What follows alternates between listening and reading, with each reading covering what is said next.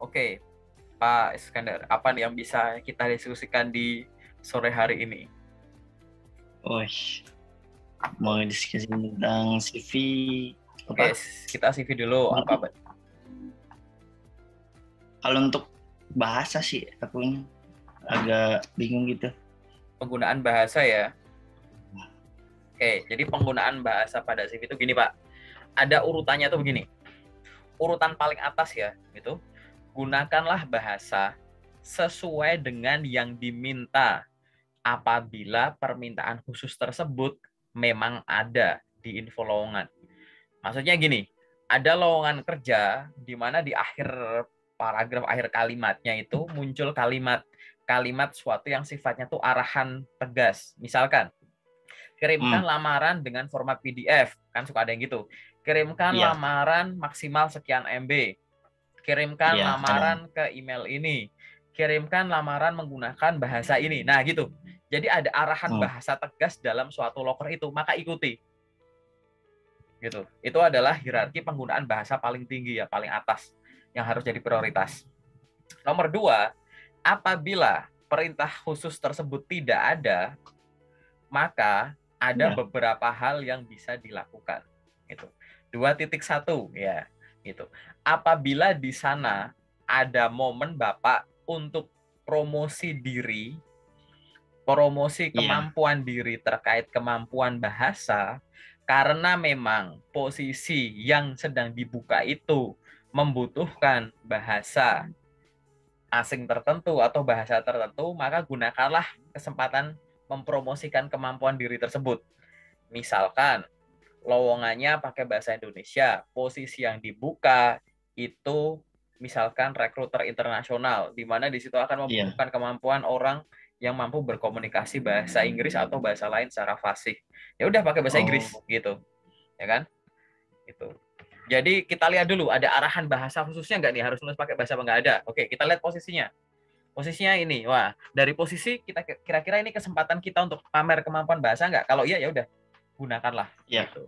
Iya Oke, biasanya kan ada juga kan yang suruh bahasanya harus lancar bahasa Inggrisnya gitu kan. ya gitu. Intinya itu adalah momen kita untuk pamer. Pokoknya disuruh nggak. Kalau nggak disuruh bisa pamer nggak? Bisa pamer, pamer gitu. Gitu. Oh, Pamer ini bisa karena pertimbangan nomor satu adalah pamer dengan pertimbangan memang posisi yang dilamar itu membutuhkan kemampuan bahasa tersebut. Atau yang nomor dua, ya pertimbangan kita menggunakan bahasa tertentu itu adalah kita udah riset soal perusahaan ini. Oh ini hmm. perusahaan yang ada di banyak negara, perusahaan global gitu ya. Gitu. Ya udah pakai bahasa Inggris aja misalkan atau bahasa ini aja gitu. Itu merupakan suatu kelebihan, ya kan? Gitu. Terus baru yang pertimbangan nomor tiga adalah gunakan bahasa yang sama dengan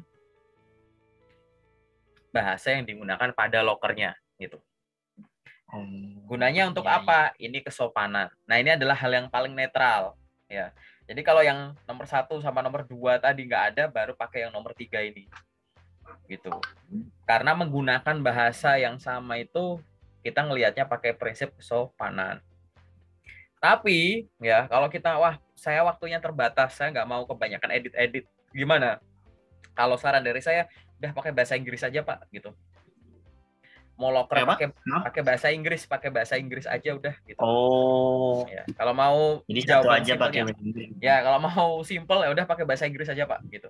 Karena loker pakai bahasa Indonesia dikirim pakai bahasa Inggris pun juga nggak masalah. Kalau loker bahasa Oh, Inggris dikirim pakai bahasa Indonesia, saya kurang merekomendasikan. Walaupun oh iya iya iya. loker bahasa Inggris tuh mungkin nanti interview pakai bahasa Indonesia, mungkin banget gitu. Atau loker bahasa Indonesia interviewnya bahasa Inggris, itu mungkin juga. Loker bahasa Inggris, interview bahasa Inggris, waktu kerja bahasa Indonesia, mungkin juga gitu. Saya pernah menemukan itu semua gitu. Jadi itu pertimbangannya urutannya gitu ya. Kalau lupa nanti ditonton ulang videonya. Intinya urutannya begitu ya Pak ya, terkait penggunaan Oke, bahasa sih. dengan tetap memamerkan diri, memamerkan kemampuan sesuai kualifikasi dan tetap mematuhi kaidah kesopanan ya gitu. Jadi Iya, bahasanya iya. adalah bahasa yang formal, bahasa baku formal gitu.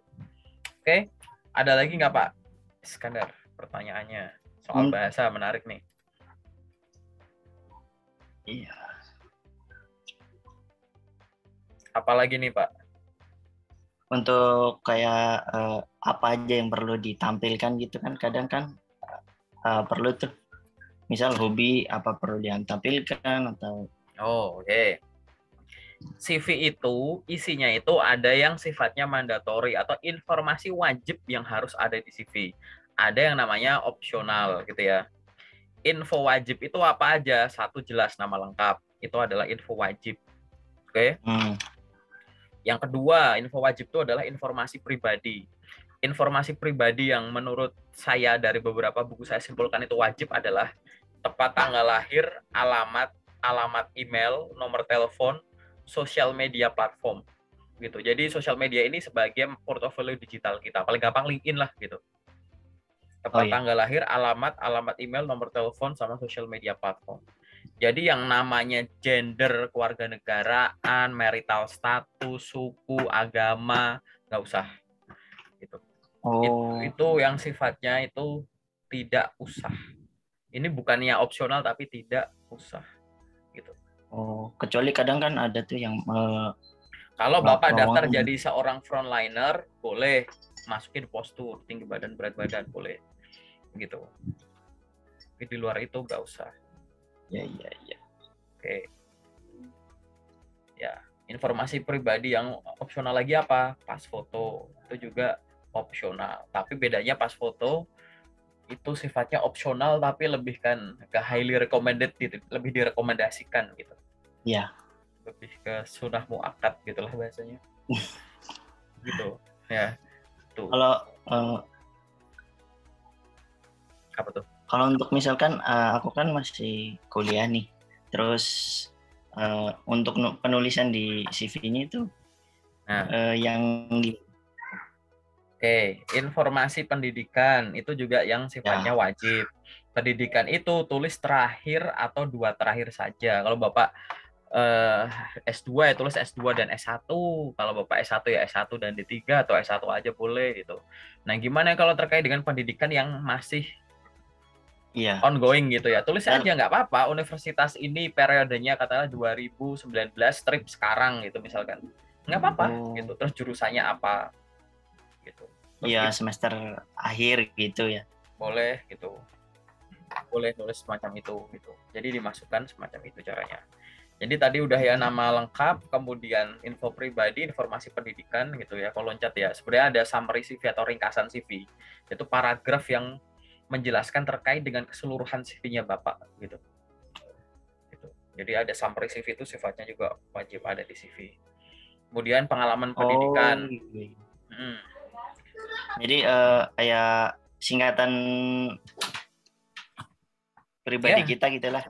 Ya, singkatan itu. Itu sebenarnya sih saya nyebutnya wajib ya, tapi kalau misalkan mau nggak dimasukkan nggak apa-apa asal CV-nya udah lengkap. Tapi biasanya itu kita memang butuh itu untuk biar CV kita bisa di-screen secara cepat gitu. Biasanya di situ. Summary CV itu biasanya tulis aja misalkan gitu. Saya adalah seorang lulusan jurusan ini dengan total pengalaman kerja selama 5 tahun sebagai ini. Saya memahami ini yang didukung dengan kemampuan untuk mengoperasikan software ini gitu. Saya mampu berkomunikasi menggunakan bahasa ini. Saya memiliki sertifikasi ini. Ya, jelas gitu. Jadi tegas gambarannya kita gitu. Nggak usah hal-hal yang sifatnya soft skill yang saya orangnya mampu bekerja sama individu maupun tim, saya mampu bekerja sama dengan baik, sama mampu bekerja di bawah tekanan gitu. Soft skill no gitu. Yang utama tuh yang kayak barusan ini. Gitu. Nanti Bapak bisa. Tapi perlu nggak kira-kira soft skill gitu ditulis? Soft skill perlu tapi nggak yang harus kebanyakan gitu. Orang kalau udah nulis soft skill bisa saya bilang bener, bisa saya bilang salah. Kalau orang itu menuliskan soft skill tapi technical skill atau hard skill-nya itu malah nggak dimasukin, jadi salah. Gitu. Tapi kalau technical skill atau hard skill-nya itu udah ditulis dan ada soft skill, baru benar. Kayak gitu. Nanti kalau detailnya Bapak bisa nonton di YouTube saya di playlist itu ada cara membuat CV dengan benar. Saya jelaskan per periode, per section gitu ya Pak ya. Gitu. Jadi summary CV terus pengalaman kerja. dan pengalaman organisasi kepanitiaan, kemudian pengalaman training, sertifikasi gitu-gitu. Terus habis itu ada skill atau kemampuan, dan yang terakhir adalah prestasi atau pencapaian kita.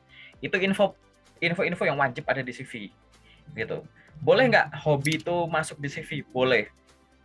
Tapi hobi bisa masuk di CV sebagai sesuatu yang salah. Kalau Bapak nanya ke saya, Pak, saya boleh masukin hobi nggak? Saya baca dulu CV-nya. Kalau organisasi nggak ada, tapi hobi masuk, maka salah. Hobi itu sesuatu yang tidak wajib ada di CV. Gitu. Jadi informasi yang nggak wajib ada di CV itu ada, tapi yang wajib nggak ada itu malah jadi jatuhnya salah. Gitu. Iya. Jadi pastikan dulu informasi wajibnya udah yang ada. Yang wajib ada dulu. Baru yang opsional nanti dimasukin gitu Pak. Begitu, itu informasi-informasi yang ada di CV gitu ya Pak ya. Nanti secara detailnya kita di sesi detail aja. Oke? Ada lagi nggak Pak yang mau ditanyakan? Kalau misalkan kita kan background pengalaman kerjanya kan di lapangan gitu, terus ingin pindah yang bukan, itu kira-kira bagaimana tuh? Jadi kayak pindah haluan gitu. Oke, saya izin share screen ya di sini ya. Muncul nggak layar putih Pak? Keluar. Ini Bapak nih ya. Anggap aja ini Bapak. Kemudian, ini yang Bapak pengenin. Saya pengen kerja yang gajinya sekian, saya pengen yang lokasinya sekian, gaji lokasi. Terus saya pengen yang sistem kerjanya kayak begini, saya pengen yang WFO atau WFH, saya pengen yang enggak shift atau enggak, saya pengen yang apa gitu. Termasuk tadi saya pengen ya di kantor aja gitu. Panah biru ini adalah panah yang kita inginkan gitu ya Pak ya. Nah, nanti perusahaan juga ada panah ke dalam. Ini namanya tuntutan perusahaan. Perusahaan bisa ngasihnya tuh kayak begini, perusahaan tuh maunya yang orangnya kayak begini, perusahaan sukanya yang kualifikasinya begini gitu. Jadi perusahaan-perusahaan itu punya tuntutan ke kita gitu ya Pak ya. Gitu. Keinginan kita dibandingin tuntutan perusahaan itu akan ada 3 fenomena di sini. Fenomena pertama tuh adalah semacam ini. Mana ya ini? Ini nomor 1.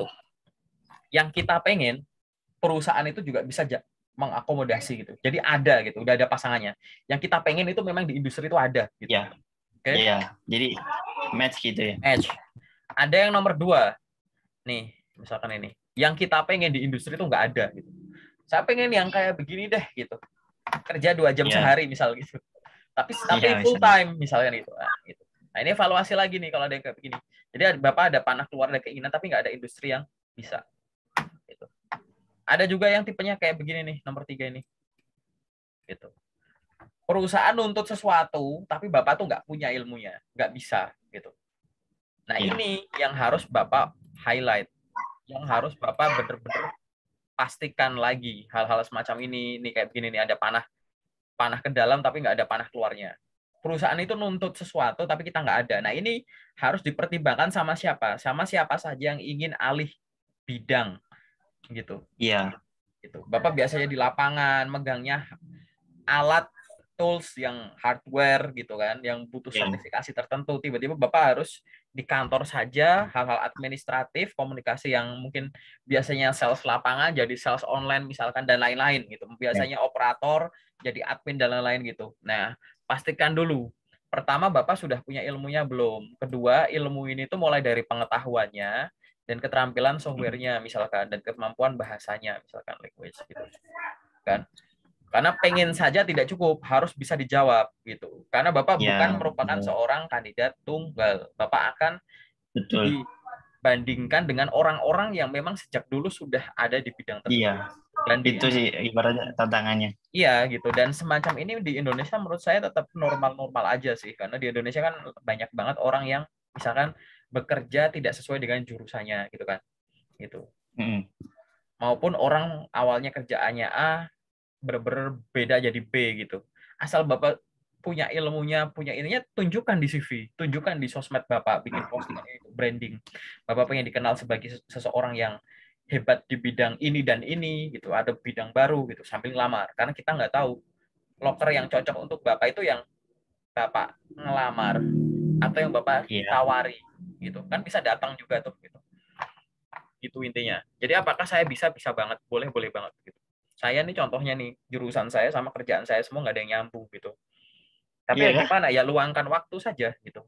Luangkan waktu Oh. gitu, baca ini itu, nonton konten ini itu, praktek gitu, terjun gitu, gitu. Untuk cara supaya supaya perusahaan itu tahu kira-kira menulisnya itu gimana? Apa perlu adanya dengan sertifikat kursus? Ya, pertama kita ya untuk fungsi melamar dulu ya. Gini aja deh, saya kasih sharing gambar lagi. Di sini kayak mau hujan deras nih itu. Yang pertama ini dengan mode melamar. Melamar itu berarti ya nomor satu dari dokumen, pastiin kemampuannya Bapak itu sudah dijabarkan lumayan rinci ke CV, ya kan? Karena nanti CV-nya akan dilempar. Benar cara membuatnya dulu, ya kan? Gitu. Iya. Gimana kita tahu kalau Bapak punya kemampuan yang lain kalau di CV tidak tertulis, ya kan? Gitu. Nah, Ini adalah benar cara membuat CV-nya. Nah, nanti ada namanya benar cara memakai. Memakai itu adalah saat ngirim CV ini loh, gitu. Harus benar caranya. Misalkan Bapak ngirim CV lewat LinkedIn. ya. CV-nya udah benar. Tapi kan kalau Bapak ngirim lewat LinkedIn, keterima ke perusahaan, perusahaan kan akan mereview. Reviewnya review apa? Review LinkedIn sama review CV-nya dong. Nah, jangan sampai CV-nya Ya. udah bagus, infonya nggak ada di LinkedIn-nya Bapak, gitu. Misalkan. Oh. Heeh. Gitu.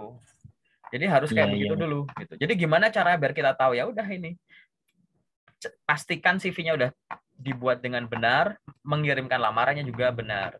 Ini versi melamar gitu. Nah, nanti ada Iya. versi kedua yaitu versi ditemukan gitu. Versi ditemukan itu apa? Branding gitu. Melamar itu berarti Bapak cari tahu ya. Bapak secara aktif memberitahu perusahaan, ini loh ada orang kayak saya gitu. Ya kan? Nah, Masakan. tapi Bapak branding juga kan gitu. Gitu. Gitu. Jadi tanpa Bapak ini perusahaan itu langsung bisa nemuin Bapak gitu. Jadi selain melamar-melamar, Bapak ahlinya apa ya udah paling gampang aktif di apa ya di LinkedIn aja gitu. Atau di sosial media yang lain juga boleh, di web boleh, di blognya Bapak boleh gitu. Secara rutin cari nih namanya Bapak di Google Search nih gitu. Gitu. Saya melakukan itu Kalau job sampai detik kalau ini job gitu. street masih ini enggak sih? Masih. Oh, bisa juga job street itu.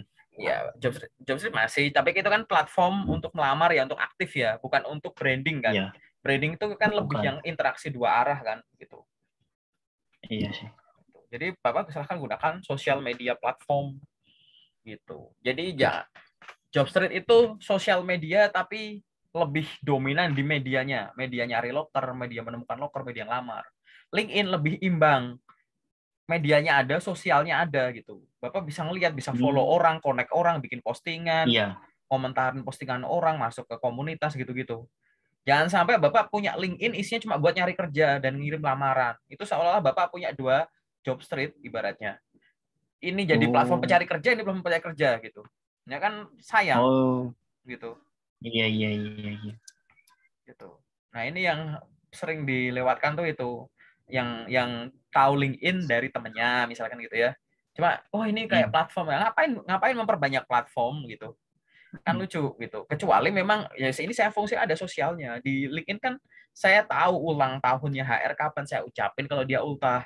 Saya tahu foto orangnya, dia bikin postingan apa saya tahu gitu kan. Bagus Oh, gitu iya, kan. iya. Kalau job search kan nggak bisa, dia lebih searah gitu. Di view, di download, Iya. dikasih undangan kan cuma gitu. Bapak nggak bisa ngobrol sama orangnya gitu. Iya, Makanya akan cuma sangat foto. makanya akan sangat rugi kalau dari teman-teman semua itu memiliki platform yang bisa digunakan untuk branding tapi difungsikan sebagai portal loker gitu. Jadi cuma keduplikat aja. Jadi seolah punya dua job street gitu. Iya, iya. Sayang kan gitu ya. Nah, ini namanya sosial media ya ada medianya ada sosialnya gitu harus imbang gitu. Seimbang gitu ya. Imbang, gitu. Oke, apalagi Pak. Ini kalau saya bisa memutar waktu gitu ya, saya akan kuliah ngambil jurusannya Bapak loh, serius. Karena kerjaan saya itu Iya. kerjaan bidangnya Bapak gitu, serius. Oh, Hmm. Jurusan saya Kenapa isinya tuh? ya nggak apa-apa. Loh, kok malah jadi saya yang ditanya agak? Jurusan saya hubungannya sama Iya, jurusan saya jadi penasaran kayaknya malah. di kampus tuh saya MIPA, jurusannya tuh jurusan fisika gitu. Fisika. Iya ya. Karena kembali gini. Oh ya nggak kembali. Ayo kita lanjut aja Pak gitu. Kan malah ngomongin jurusan, belum nanti ke prodi, belum nanti ke skripsi kan gaul. Nanti aja itu.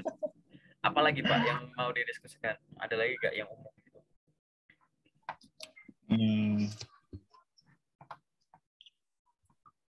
Kalau untuk surat lamaran itu kira-kira masih relevan nggak sih? Kayak kalau yang formal gitu, yang perihal surat lamaran pekerjaan gitu. Oh, surat lamaran itu mungkin formatnya lebih sederhana sih ya Pak ya gitu. Enggak Iya. kayak surat resmi. Itu kan itu format lampiran hal gitu itu ya itu format surat resmi benar gitu. Tapi lamaran tidak harus macam itu ya nggak apa-apa. Yang penting jelas Oh. tujuannya aja langsung itu kepada, jangan pernah nulis kepada Bapak garis miring Ibu pimpinan perusahaan di tempat gitu ya. Jangan gitu. Itu kurang personalize gitu. Loker kan ada nama perusahaannya, tulis saja gitu, kepada HR Manager PT ABCDEFG. Kasih cari tahu Oh. alamatnya Jalan Jenderal Sudirman Iya, nomor iya. 100 Jakarta misal gitu ya gitu. Kasih kita riset gitu jalan ini gitu. Terus habis itu isinya ya langsung aja 3 paragraf. Paragraf pertama sampaikan perkenalan diri dan maksud gitu ya. Perkenalkan nama saya Nur Muhammad Iskandar yang bermaksud Iya. untuk melamar pekerjaan di PT ABCDFG sebagai DFG berdasarkan informasi lowongan kerja yang saya peroleh melalui ini. Dah, paragraf 1 Iya, cukup iya. gitu. Paragraf kedua, masukkan aja ringkasan soal Bapak dan sampaikan dokumen pendukungnya. Saya merupakan lulusan dari universitas ini dengan jurusan ini dengan IPK sekian. Saya memiliki total pengalaman kerja selama sekian tahun di bidang ini. Saya aktif berorganisasi dan kepanitiaan selama saya kuliah dan saya telah memenangkan beberapa lomba. Sebagai bahan pertimbangan saya lampirkan apa gitu. Dah, paragraf kedua gitu aja. Paragraf Oh, ketiga, closing statement dan sampaikan keinginan kita untuk join gitu. harapan. Apa harapan boleh gitu ya.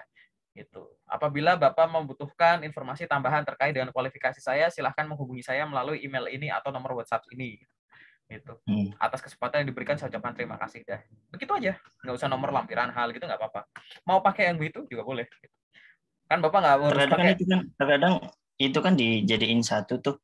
Untuk urutannya tuh bagusnya bagaimana tuh? Gini, ada 2 versi Urutan. ya. Kalau versi saya sih surat lamaran, CV, ijazah, transkrip, sertifikat-sertifikat gitu ya. Ada yang urutannya dibalik tuh, CV baru surat lamaran gitu. Kalau Bapak mungkin pernah sharing dengan bapak ibu coach gitu ya, gitu. Biasanya kayak gitu. Tapi kalau saya sih lebih surat lamaran itu kan kayak Bapak kira-kira masuk ke rumah dulu baru ngetuk apa ngetuk dulu baru ya kan Iya, yang iya, iya. gitu gitu. Kalau Gimana saya ya, sih gitu. salam dulu gitu ya. Iya, pasti salam dulu ya baru masuk ya gitu. Pembukaan dulu. Pembukaannya kan lewat situ tiba-tiba ada CV apa nih gitu kan gitu. Iya, betul. Ya, biasalah etika komunikasi tertulis kan gitu aja.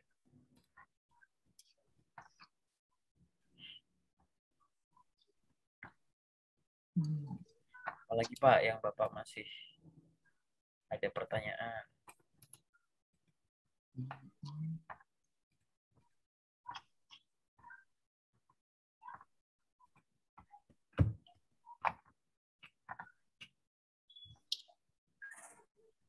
Kalau misal untuk pembuatan CV yang menarik, kira-kira perlu Kak ada urutannya gitu? Urutan CV yang menarik, maksudnya dari apa Iya, isinya? isi. Sebenarnya kita lihat udah paham gitu. Dari sisi siapanya, perusahaannya maksudnya. Iya, dari HR-nya. Sebenarnya nggak masalah sih Pak, CV 1, 2, atau 3 halaman, asal kayak tadi yang saya sebut itu ya. Urutan ini tuh sebenarnya untuk mempermudah aja, untuk orang-orang yang memiliki pengalaman kerja, biasanya setelah informasi summary CV, jadi kan bisa ada foto, info pribadi, summary, biasanya pengalaman kerjanya diduluin, ditaruh paling atas gitu. Baru di bawahnya baru pendidikan, organisasi, kepanitiaan, dan lain-lain gitu. Nah, untuk seorang fresh graduate, nggak masalah kalau mau Habis informasi pribadi, summary, terus habis itu pendidikan gitu boleh gitu. Kalau ada magang, magangnya ditulis duluan boleh gitu. Yang penting itu dijabarkan Pak di dalamnya itu gitu. Nulisnya tuh jangan yang terlalu general gitu. Misalkan kita punya pengalaman kerja, misalnya Bapak sudah punya pengalaman kerja kan, Bapak jadi apa ya? sales sales handphone gitu. Terus habis itu Bapak nulisnya di job deskripsinya menjual handphone ke calon pembeli gitu. Ya, itu general Pak gitu. Ibaratnya orang di kutub utara sampai kutub selatan tahu namanya sales handphone tuh ya menawarkan HP ke calon pembeli Itu gitu. begitu gitu. Iya, kita nggak nanya definisi sales handphone. Kita nanya tuh Bapak sebagai sales handphone tuh kayak gimana tanggung jawabnya gitu.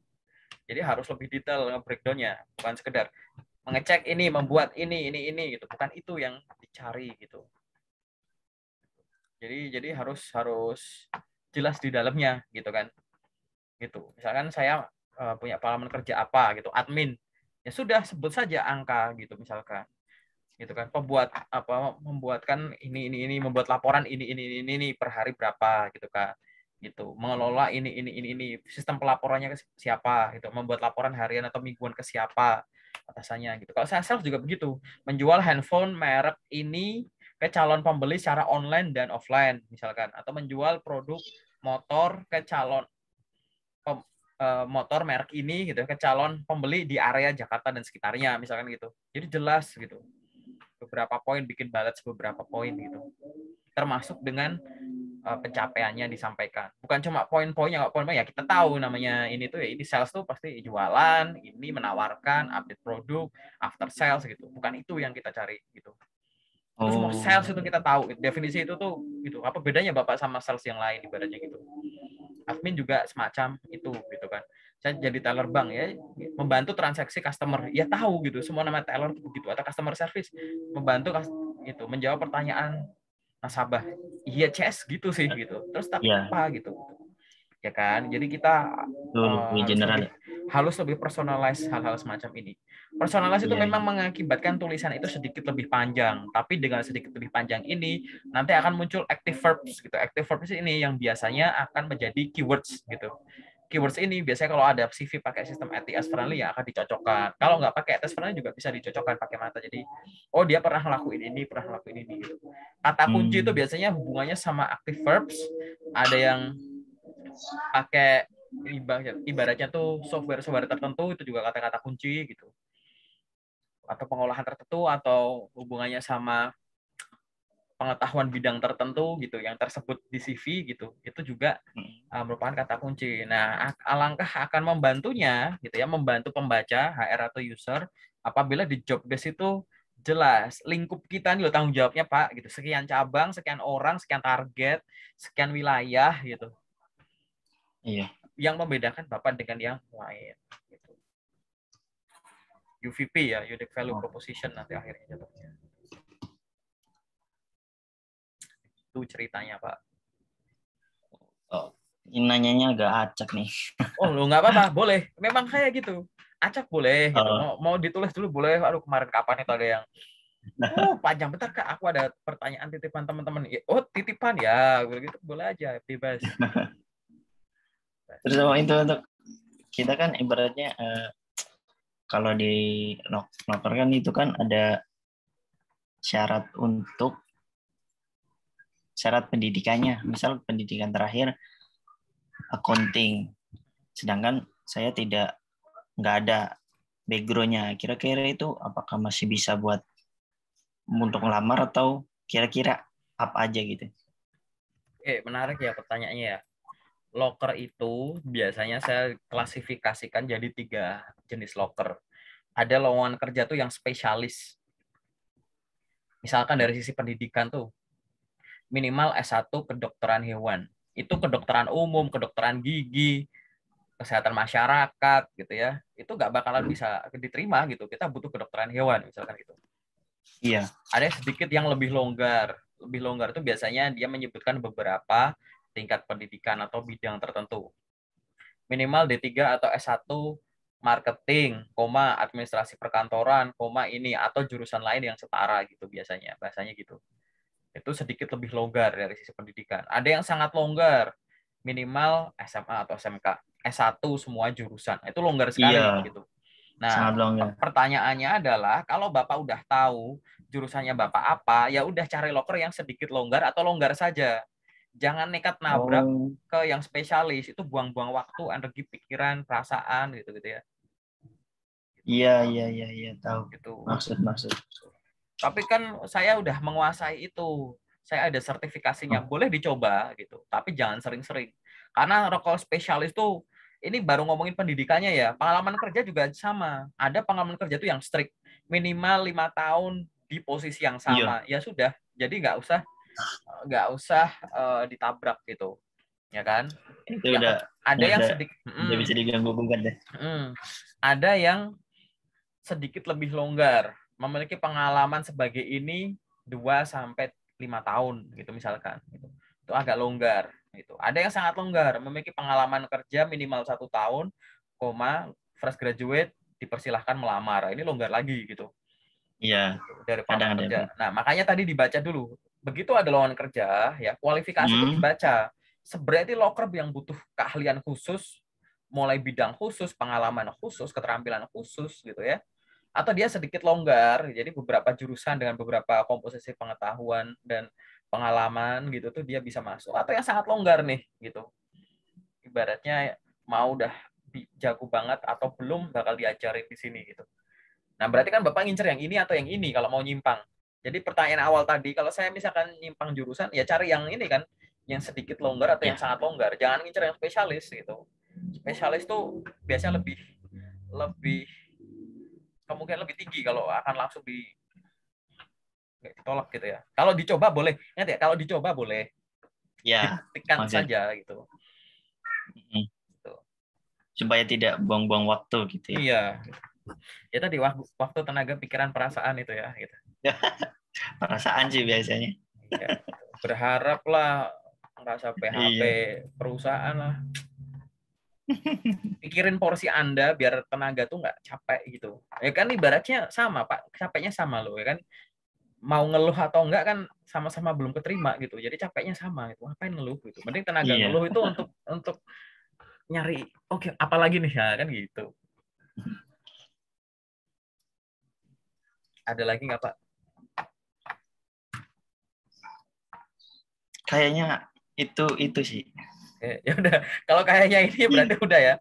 Saya akan masuk ke Udah, sesi yang detail ya Pak ya. boleh.